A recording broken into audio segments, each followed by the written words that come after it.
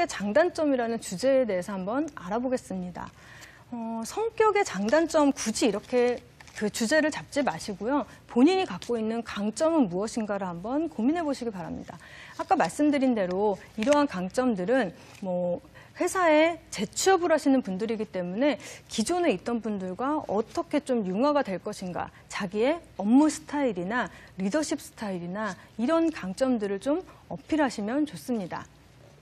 본인의 단점을 표현하실 때 저의 단점은 이렇습니다 라고 마무리를 하시는 경우가 많습니다.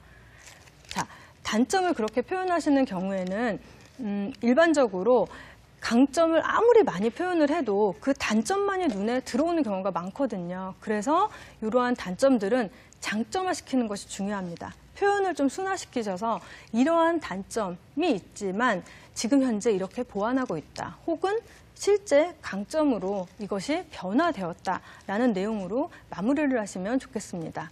자, 수행 업무 역량에 대해서 이제 경력사항을 좀 작성을 해볼 텐데요. 이력서나 경력기술서에 그 많은 경력을 작성했는데 자기소개서에 또 작성을 해야 하나요? 라고 질문들을 많이 하시는데요.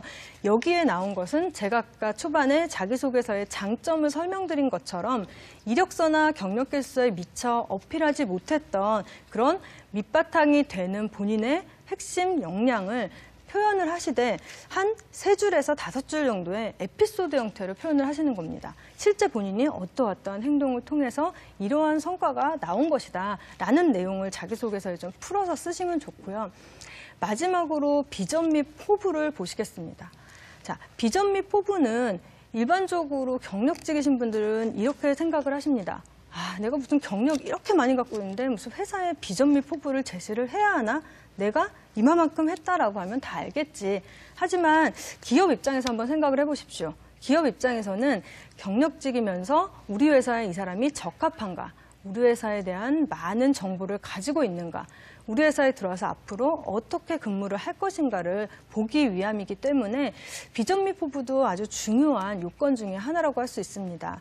다만 그 비전 및 포부를 정말 혼과 성을 다해서 열심히 일하겠습니다. 이렇게 그냥 아주 일반적인 내용을 쓰시기보다는요. 앞으로 내가 하고자 하는 업무 계획들이 좀 드러날 수 있도록 작성을 하는 것이 좋겠습니다.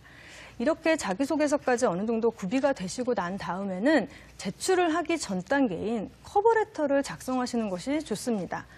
커버레터는 일반적으로 지원하고자 하는 그 내용, 입사 제안서 같은 형태라고 보시면 되고요.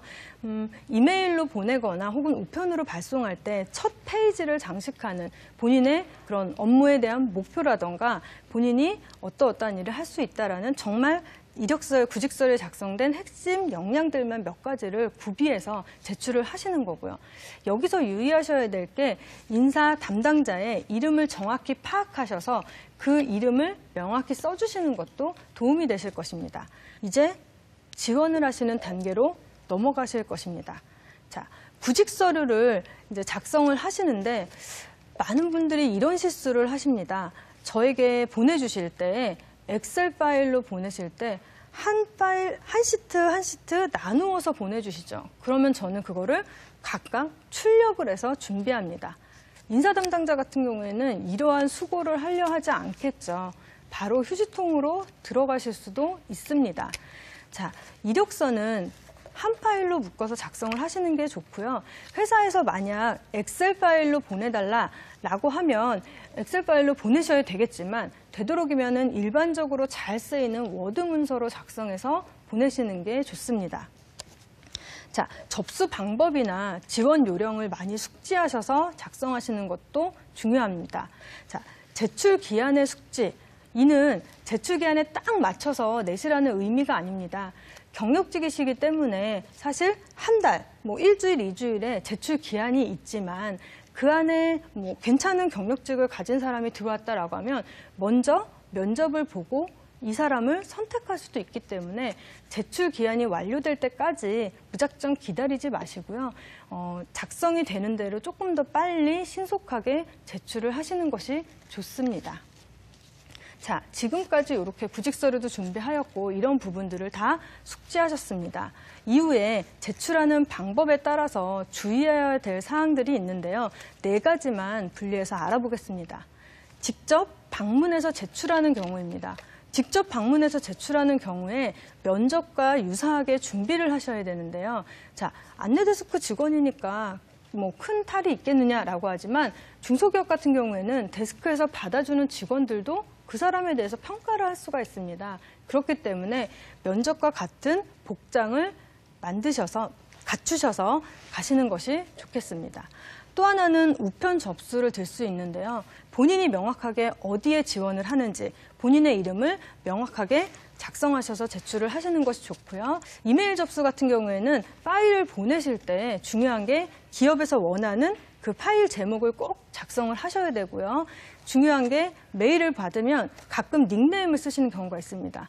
이런 경우 지원자와 이 메일이 매칭이 되지 않기 때문에 간혹 혼란을 일으키기도 합니다. 그래서 반드시 본인의 실명으로 수정하셔서 제출을 하시는 것이 좋고요.